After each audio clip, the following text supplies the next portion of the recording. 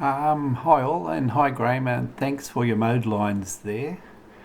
I pasted them in, and all of them seem to be working now. I can is 405 line and testing it.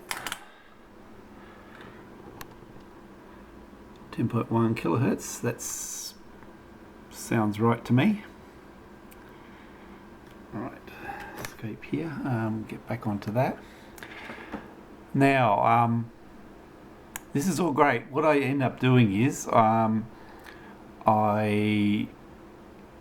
using the second computer. I had to put Windows 7 on because I didn't have Windows 10. So I fixed this to Windows 7. Then I put mode line on, and everything was working great in both monitors. Then I made a mistake of putting this last one on. I don't know if that's even working. No, there it is. It isn't working. The 180 line, I think it is.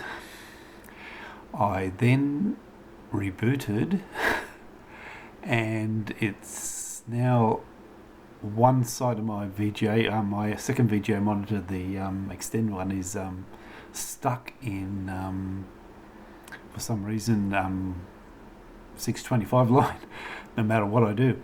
So I think I'm going to have to go, and I've tried everything that I can think of on just adjusting things as they are on the computer, but I think I'm going to have to reinstall Windows 7 because it is stuck. But mode line works now.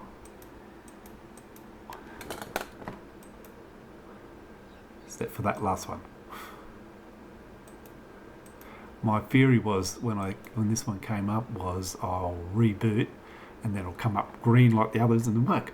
But no, what it did was it just stopped the whole thing in 625 line for some reason. Oh well. At least I know I can get it going in 405 line, which I really wanted it to do. So thanks, Graham.